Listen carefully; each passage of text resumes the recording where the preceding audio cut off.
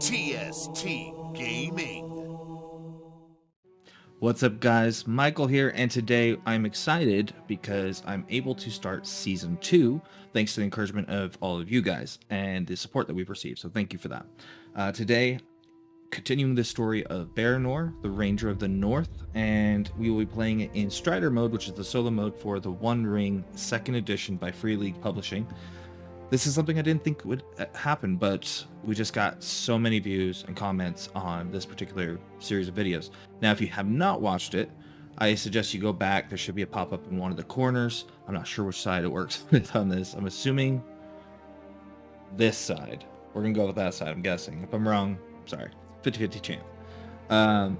Season 1 was amazing. I loved playing Baranor. I loved telling that story, and I plan on telling a different story using the same character. So with this, Season 1, as some of you may know already, but those of you who don't, Secrets of Angmar. It was a 7-part series plus a fellowship phase, which is kind of like an epilogue of sorts, where you do your character level up type stuff. And I did all that, and now I'm ready to move into Season 2, which will be called The Black Pact. And I'm very excited for the story. It took me a long time to kind of come up with it. And some of you may be thinking, wait, if you're doing a solo story, why are you doing it where you're coming up with the story? What I do is I come up with, and this is what I did in Season 1, is a loose narrative thread that the dice then determine kind of how it ends up being. So, I'm going to do something very similar with it. If I have any lore knowledge, then I'm going to sprinkle that in where I can.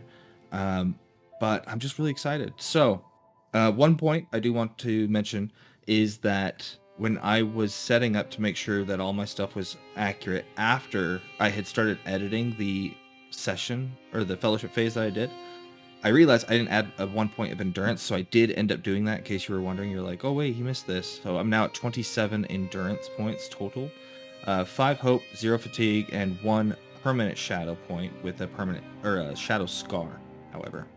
So with this, I want to just get everything set up here because I had some notes that I didn't want to have on the computer because it's recording the computer screen.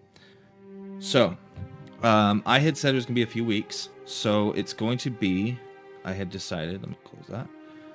I decided it was going to start on July 15th, 2965 of the Third Age. And Baranor spent his fellowship phase in Bree/Archit, which is just to the north. It's part of Bree. It's like a smaller city within. Now, this is where he grew up, and this is where, spoiler alert if you haven't watched the other ones, his parents are buried. So at this time, we're going to say that it's his mother's birthday, Daisy Sweetroot, and again, she's buried here. So he's visiting her grave, bringing flowers. And he sees his father's grave next to her, and there's a certain level of closure that he's had since the last season where his parents are at rest, they're at peace together once again, and there's a certain peace about that. As far as what he's doing is he's visiting her on her birthday, so we're gonna say he's probably like 1 hex up, right, like just to the north of him. And we're not gonna do any traveling for this next part, but he ends up going down to the Prancing Pony afterwards. There he meets, meets up with Barliman Butterbur. Sorry, I'm like, we've been watching Harry Potter at home, so I almost said Butterbeer. And he gives me a letter and says, "This is for you." And when I open it, I notice that it's from my patron Gilrain, daughter of Durhale. And the letter basically says, enemy patrols prowl along the road, targeting merchants and supply wagons. Who leads these deadly patrols? Now, if that sounds kind of basic or familiar, it's because that is one of the quests that she gives you, Gilrain, daughter of Durhale. And the last season was a ranger has gone missing, was become of them. This one is enemy patrols along the road. I wanted to, while coming up with my own story, I still wanted to tailor it to a story that would have been a quest that I would have been given from my patron. So that's what the overall theme is in some ways, or plot, if you will.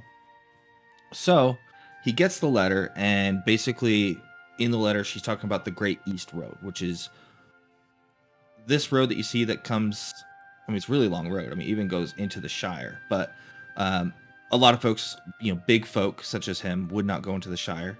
So he knows that most likely it must be somewhere along this end of the Great East Road to the east, which ends up leading all the way to Rivendell. So what we're going to do, and I'm putting him at the crossroads because that's kind of where I feel like the entryway to Bree would be, is that crossroad portion. Because he's going to set out, we'll say immediately. We'll just say it was the morning. He happened to be visiting his mother. He came home to Prancing Pony and got the letter. So now he's going to head out. So the first thing we have to do is a travel check to see how many spaces we can go before a journey event happens. So I don't have a companion this time. This time, before I really get started, I wanted to make this one a lot more Lone Ranger kind of gameplay where it was really solo. Last time, Kyrian ended up being way more of a companion for way longer than I anticipated, but the story just kind of needed it because he was like a surrogate son of my father. So it just kind of worked that way. This time I really wanted to be hunkered down, solo adventure, just me, protecting Eriador from some evil. And last time it was very dark sorcery kind of thing. This time I'm not trying to replicate or mimic what I did last time. I'm trying to tell a new story using the same characters. So for my useful item, which gives me 1 bonus die and a skill, I still kept my map. So let's see how I did. Great success. So that means with a success, you can normally move 1, 2, 3, because I'm trying to follow the road hexes here. And that's going to be, but with a bonus of 4. So this takes us to the Midgewater Marshes, which, because there's a 1, it's a perilous area, which means I have to have an event to get out of that area before I can move. So we're actually going to be doing 2 events. So this is already kind of starting off bad, but one of the things that I got as a bonus is I upgraded my wisdom level from last season and got endurance of the ranger, so I don't get fatigue. So these are just slowing me down really. And in order to see what the event is, we're going to do 1 feat die, 1 success die. Ooh, that was very close. All right, so we have a 9 and a 5. So we're going to go to the tables and find the travel event one right here. 9 and 5, so shortcut. If the roll succeeds, reduce the length of the journey by 1 day. And we can ignore the fatigue points. So we're going shortcut, and we said 5. Okay. Shortcut 5, favorable weather. Explore to make the most of it. It's an interesting one, but okay. Oh, actually, this is in Old Arnor. So, for those of you who are new, because I like to sprinkle in a little bit of lore, my patron, Gilrain the Fair, who's actually the mother of Aragorn, she has a bonus perk, which is, and I'm going to read it verbatim. Gilrain the Fair has Gilrain's Folk. As long as you are within the territory, I'm going to make sure you can read this. As long as you are within the territory that was once the old realm of Arnor, all journey events are determined as if you were in a borderland. Just looking at the map, you see 3 main colors. You see green, yellow, and orange. Green is a borderland. Yellow is a wild land, which you'll see right here. And then orange is a dark land. And so when you're rolling for travel events in those areas, if it's green, you roll the feat die twice, which is the 12-sided die, and keep the better result. If it's yellow, you just do 1 roll and that's it. There's just a straight roll. And then orange, you roll the dice twice and keep the worst result. But if, because of my bonus, anything that's in the old realm of Arnor, which was basically a northern kingdom of men very similar to Gondor from the Númenóreans, which was once a great kingdom, then shattered into 3 due to mismanagement and things of that nature and attacks from Angmar with the Witch King. It eventually got wiped out. And now the survivors are just these random rangers of the north who kind of just patrol and are looked down upon by society. So for Arnor, what it does is, if you see where my mouse is, where the Grey Flood goes to Tharbad, you see it says Arnor right above it, but it goes all the way up to right in front of Rivendell, up towards the Etten Moors, and it kind of curves where this yellow area is, or yeah, I call it yellow. And then it curves right straight down to the Grey Havens. So it's kind of a diagonal rectangle, if you will. That area is Old Arnor. And they're split, and it was into the 3. So there's Rhudaur, Cardalin, and Arthedain. Arthedain, I believe it's Dine. Those were the 3 kingdoms it was split into. So I would need to actually roll the feat die twice, now that I've explained the rule, and bonus or success die once to see what we got. So we're just going to do a reroll just because to make it easier. Okay, so I got a 7 and a 3. So I actually have to do something different. So it's mishap, which if the roll fails, add 1 day to the length and gain 1 additional fatigue. And it was 7 and 10. 7 and 10. 7 and 10. Mishap. And that can't be right. 3. What am I talking about? All right. Obstructed path. Awareness to find a way around. Well, this is actually perfect because we're in the marshes. So we're going to say that it's July. It's really hot, but that maybe there was a bit of a storm recently. And so it kind of made the marshes a little bit more marshy. So we're going to say that I'm trying to get out of the bog, if you will. And it said I need to do an explore. No, an awareness to spot a way around. Luckily for me, awareness is a skill that I have favored in, which is why you see the check mark. And that's going to go, it's going to roll 3 extra dice on top of the 12, because you always roll, I'll get out my dice here. Chance to show them off anyways, because I love them. I got them from my sister, Caitlin. Shout out to her. So the way any rolls in the game work is you get a 12-sided die. I don't know if you'll be able to, actually I can tell. So you get a 12-sided die, right? And these are actually ones that have the 1 ring in them. It's probably hard to tell on the camera, but there's 1 ring and they're red. But you get 12-sided die. The 11 is the Eye of Sauron, and the 12 is a Gandalf rune. Gandalf runes are automatic successes, whereas the Eye of Saurons are automatic zeros, but not failures. And then for each level you have in a skill, so you roll that no matter what. Then for each level of a skill you have, you roll a d6. Make sure you can see just a normal d6. You roll, these are like, we're talking Monopoly dice. You roll X amount of those based on the level of diamonds that you have. So for awareness, I have 3. So I'll be rolling 3 of these and 1 of these. However, due to the fact I have a check mark, it means it's a favored ability. So I roll 2 of the feat die. I know it's complex, but you roll the 12-sided twice, keep the best result, then the 3 6s. And I'm not going to spend any hope. We're just going to hope for the best. No pun intended. Success. So we're able to see a way out of the bog, but we still have to do 1 more event because we're in a perilous area. So we're going to roll. And again, it'll be 2 feat die, which is the best of 2, and 1 success die. So we have a 9 and a 1. Whoops, wrong one. A 9 is shortcut. And a 1, game trail, hunting to traverse the path. So we're going to say that I've noticed that there's been some footprints in the mud of some sort of creature. I picture, we'll say a deer, because I feel like a rabbit would be too small and too clumpy to really make it work. So we're going to say I see some like hoof prints, and I want to follow those because they probably found a way out. So we're going to use hunting to see if I can get out. And I have 2 dice extra in this one. I get to keep the better of the 2 results. Oh, a failure. Okay, so this one said for the tracks. It was a game trail. And failure, if the roll succeeds, reduce the length of the journey by 1 day, but other than that, it doesn't do anything to me because I don't get failure. But this had been 4 days, so we're going to say 4 days, 2 events. I needed to do this the whole time. The first one was, if I can go back here, I can figure that out. I'll actually just do it in post because the 0 fatigue doesn't matter at this time. All right, so now we need to continue. Well, actually what I wanted to do is see if we find anything. So I was going to do a scan roll. Well,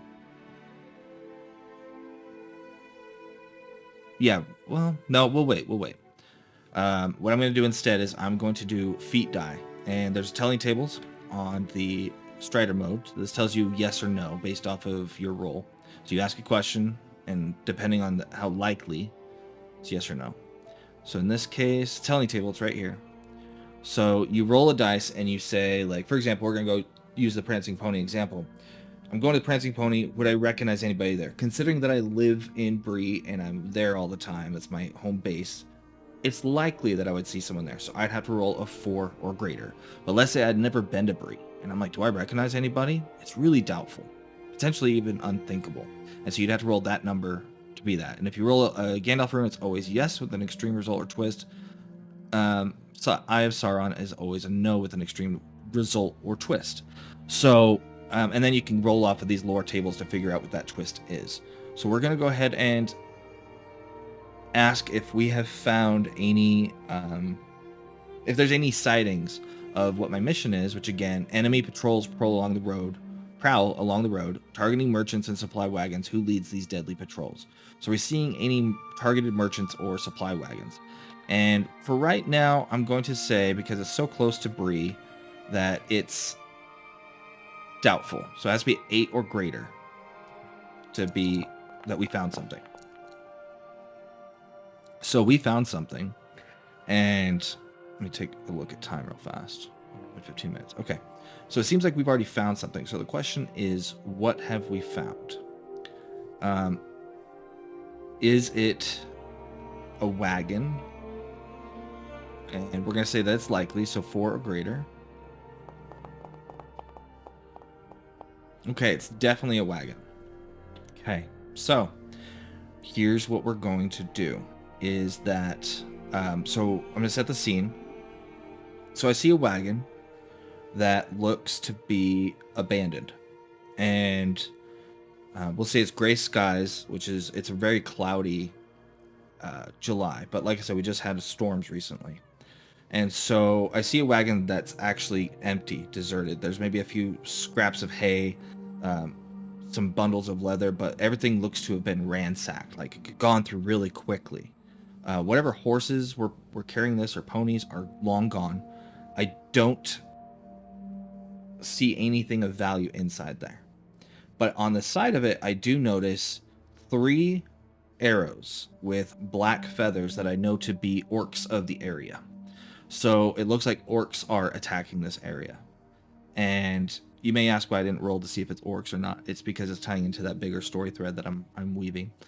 And as I round to take a further look at the arrows and to get more of an idea and look at the tracks and see what I can find, I'll just do a quick scan check. I'm kind of curious if I find anything. Okay, great success. So here, it's like I said, dark gray clouds. The sun is not in the sky at all, but I see the body of someone, and their face is on the ground, and their body's like this, and they look familiar to me, as I'm familiar with these parts. And I roll them over, and I see the dead body of Kyrian, my ranger comrade from last season. And it looks like he's dead. He's cold, and blood has soaked his leather uniform and his hood. And it looks like he was probably in some sort of battle. I find his sword nearby, and I see that he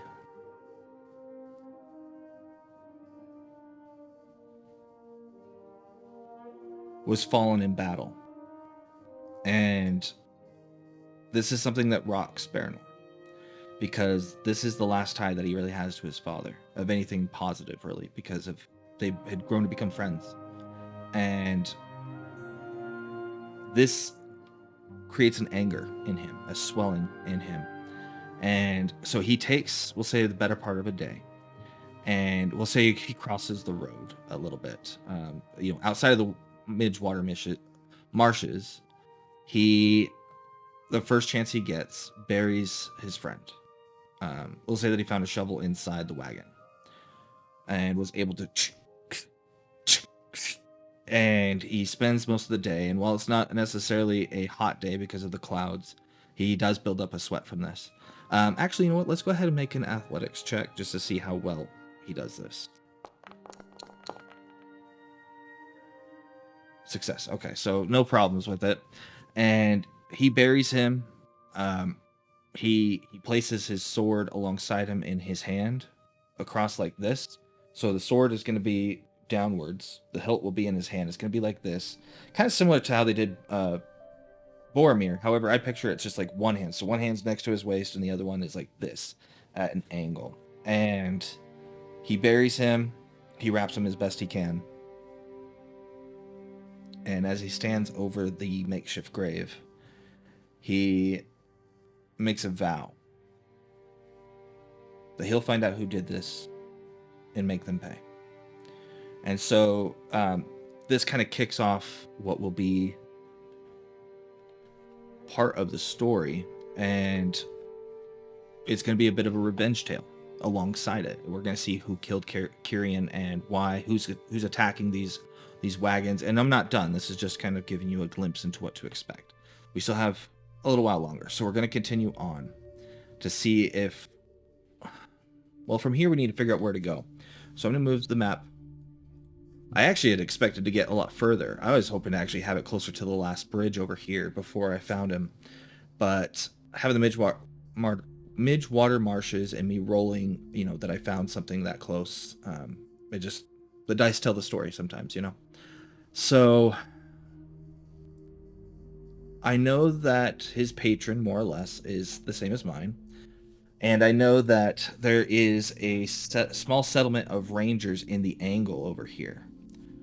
So I'm debating on which one to go to. I think I'm actually going to go to Rivendell. I wasn't planning on actually going to Rivendell at all. In fact, I figured if I do find him that the angle will be the place I go. But I just got a feeling to go there. That that's the right thing to do, because I'm going to go tell his patron, who's kind of running this little sect of rangers or assisting them, however, that one of them has fallen. And so let's go ahead and continue the journey and see how quickly we can get to Rivendell. So I get a boosted die. Luckily, we have it favored. So success. We go 3. 1, 2, 3. Oh, we need to put my event things. I forgot to do that. Miscellaneous. So we're going to put the destination as Rivendell. And we had not one. Well, that's really big. Why is that one so large? I'll make that one just 1. Put it here. There's technically 2, so we're going to put it here. And I also want to kind of put where he was buried. So we're going to do the Arnor border. Remove the display name. Might make it just slightly small. Well, no, it's fine. Update token. Oh. Appearance. Identity. Never displayed. Okay. So we're going to say that he was buried. I hate doing it. I said as soon as... So this would be the next spot. So we'll actually say, yeah, across the way. And we'll just say that it was part of my travel journey. Because I just don't want to be buried in the marshes. That feels weird. So I got him to solid ground. Buried him. And now we're on our way. But now I got to figure out what my next event is. It won't be as story-driven on that level. Okay. Automatic success. So we're going to go 3 spaces. Oh, that's fine. I'm just going to say 3 days. I'll end up updating this once I do the editing, so I'll probably actually end up doing that later and just follow along and update it for next time. So we did 3 spaces already, so 1, 2, 3. So we passed Weathertop, where we actually had met Cirion in the beginning of last season. And so as I'm passing it, there's kind of a somber feeling with it.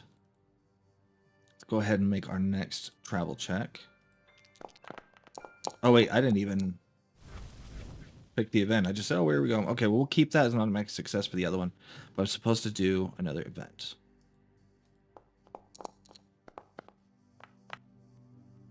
Okay, 7 and 3. Wait, I did that wrong. Best of 2. I'm just messing up all over. I apologize. Been really nervous to do this season. Okay, so Gandalf rune and a 6. So when we go to the tables, we have Joyful Sight. If this roll succeeds, regain 1 hope, which we actually desperately need. And we said a 6. Chance meeting, I believe it is, right? No, Joyful Sight. It's a peaceful sanctuary, a noteworthy encounter. If the roll succeeds, so noteworthy encounters. So we got to figure out what noteworthy encounters are again. I think that's in the main rules, and this is the third print that I'm using, which is the most updated version. Noteworthy encounter. Maybe it's not there. Maybe it's in this one.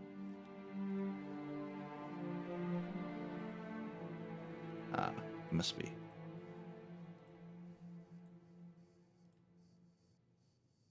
Oh, right here. A noteworthy encounter result on event table indicates an event which should not be resolved with a single skill roll. Instead, give this event additional focus by treating it as an extended encounter or scene. The scene might incorporate skill rolls, combat, a council, or skill endeavor as appropriate.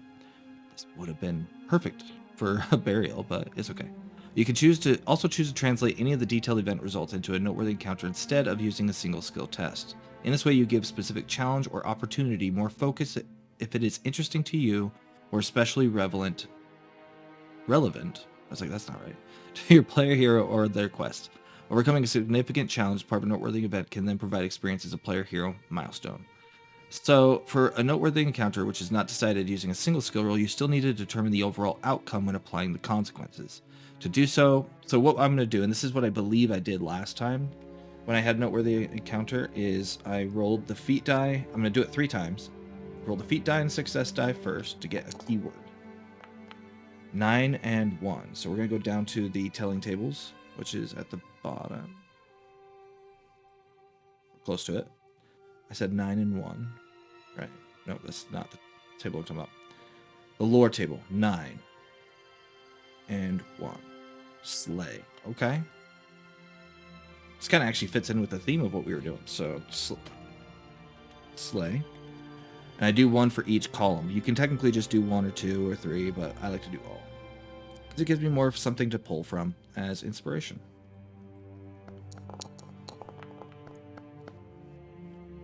A 6 and a 4. So this puts us at 6. This would be the second column, and 4. Menacing. Okay.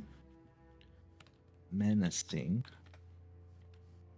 Kind of like where this is going. 1 more. I'm guessing that's a 5? Yes, it's counting as a 5 and a 4. So feat die 5, 4. Light. Okay, that one kind of threw it off. Slay, menacing, light.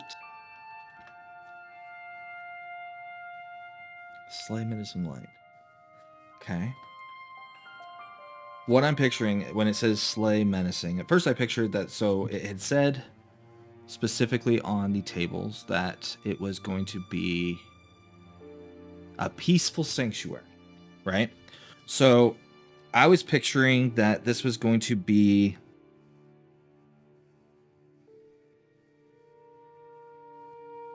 a ruin of some sort, something small, not quite a tower, not quite a dome, but something else. We'll go with the tower. And it's just like something that's a little bit elevated, just off the beaten path, like a ranger would know about it, and maybe some people may know about it in the distance and may have seen it, but most people just stick to the road because it's safer. And so this tower, it's not very tall. We'll just say there's like a single set of stairs. I decided to go visit it just to kind of get an eyebird's view of the land and see if I can see anything in the distance that looks orc or like a wagon or merchants moving, anything like that, right? So I go up there and I see that there is somebody already there, and it's something menacing, and I had to slay it in order to restore the light of the area. I don't really have anything for that part, but we just need to get inspiration, and that's what we did. So we're going to say that it is likely. We're going to do the telling table of yes, no. Is it an orc? We're going to say likely. So 4 out of 4 or higher we need to roll. It is an orc. Now, what I do for seeing how many there are is I go with, is there more than one? And I ask yes, and it's very likely. And then I start moving, or I make it 50-50. Is there more than one 50-50? And then I keep going 50-50, 50-50, 50. Because if there's a lot, then at least it should be pretty slow. It shouldn't give me like where I'm outnumbered by a lot. It's a small tower. It's not very big. So is there more than one? 50-50 would be 6 or higher. I don't know why I rolled the other one, but yes, there is more than one. Is there more than 2? 6 or higher is... Okay, so there's not. There's 2. So then I have, and I'm going to use my book because I like to do it this way for adversaries. If I can find them.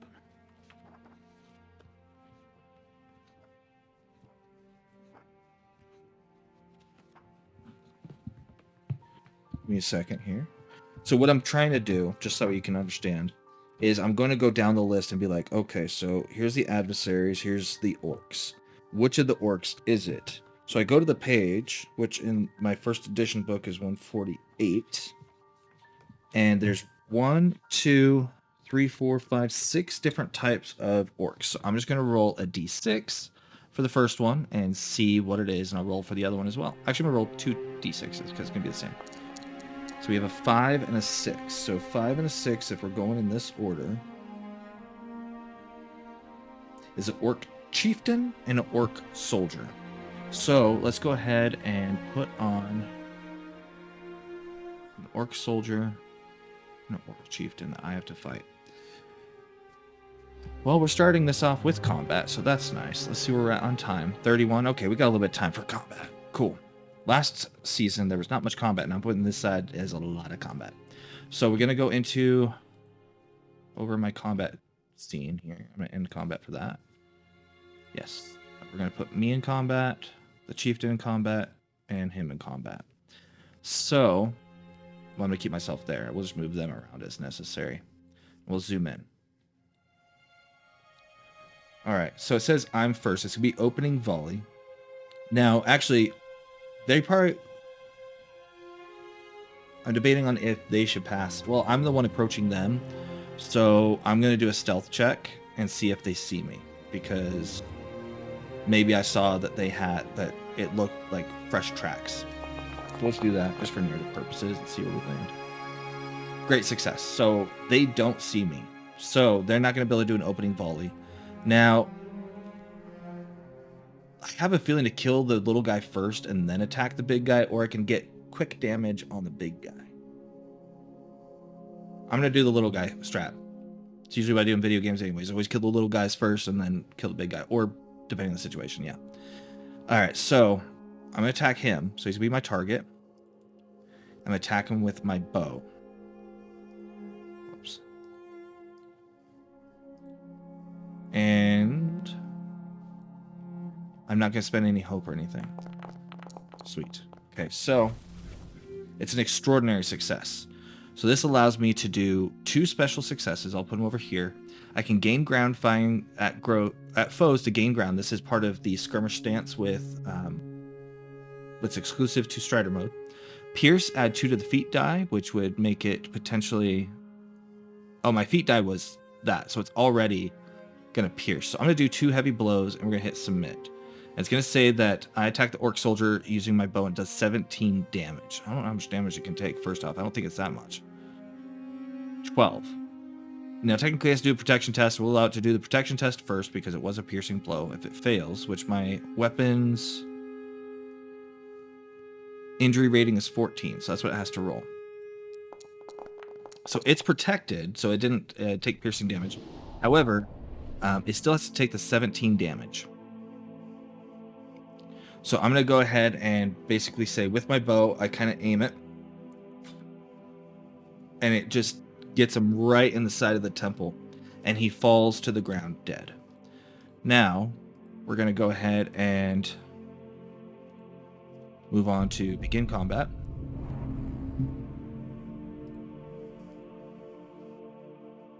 And I go first. Now, this is skirmish stance.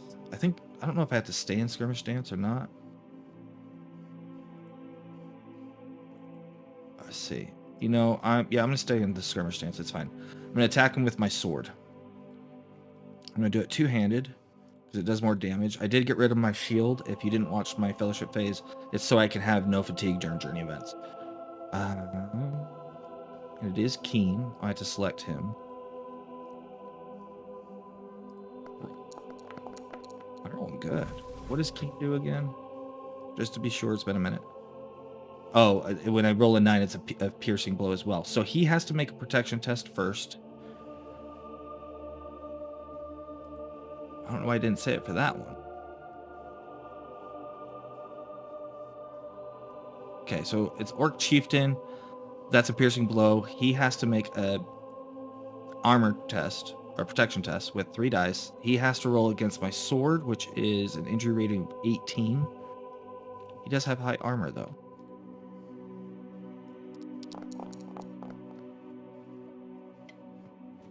Failure. So basically I go in there and I shoot with my bow and I go my sword out and he goes to block, but I dodge and I just right in his head.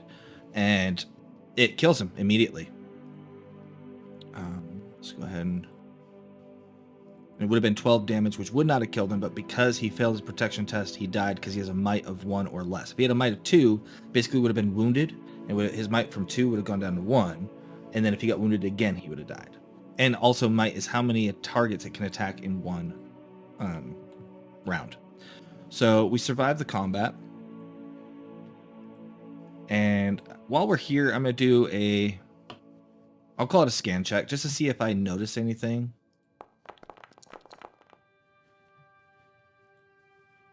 Failure. So I'm looking out in the wild from this tower, and it's not nearly as high as Weathertop. That's why it doesn't even have a marker on the thing. This is just a small tower off to the side to kind of keep an eye. And I don't notice anything different. So we're going to try and go to, because we still have a little bit of time, I believe. We're running low on time. So I think what we're going to do is our next session will be to get to Rivendell. But it's already starting out fairly decent. So just, we started out in Bree, visited my parents' graves, got stuck in the Midwater marshes for a second, found a wagon with Kyrion's body, buried him, and made a vow of vengeance, and then traveled and got into some combat. So this is actually starting pretty strong, I think. This one is a very different story. Like I said, it's very lone wolf. I'm not going to be having a companion, or if I do, it's not planned. But I really want to thank you guys for watching. It's been so fun to come up with a story and be like, okay, how can I tie this? And how can I give it some sort of personal arc, which is why Kyrian had to die, sadly. But, I needed some sort of fuel, motivation, something that gave it that same kind of oomph that we had in the first season. And killing off Kyrian, since he wasn't going to be my companion anymore anyways, it kind of worked out. But follow us on our socials. We're trying to be more active on there. We're on Twitter. We have a Discord. We're on Facebook, Instagram, TikTok. But more importantly, on YouTube, please like and subscribe, because subscribing is really what's going to help us get to our goal of monetization. So if you want to see more content like this, please comment on it. Please like it. Please share it. Please subscribe. More. The most important one is subscriptions. I thought there was something else I wanted to talk to you guys about before we get off. Socials. No, I think I covered all the bases. So hopefully you enjoyed this episode. I know I kind of messed up a lot. It's been a minute. I recorded all the first season episodes in like the span of a month or two and just kind of slowly rolled them out so they were on a schedule. And so it's been a lot of months since I played solo. I've ran some of my home game with my peeps that I'm the lore master for, but it's very different than doing solo mode. And when you're being filmed forever on YouTube. So again, thank you for watching, and until next time, just play.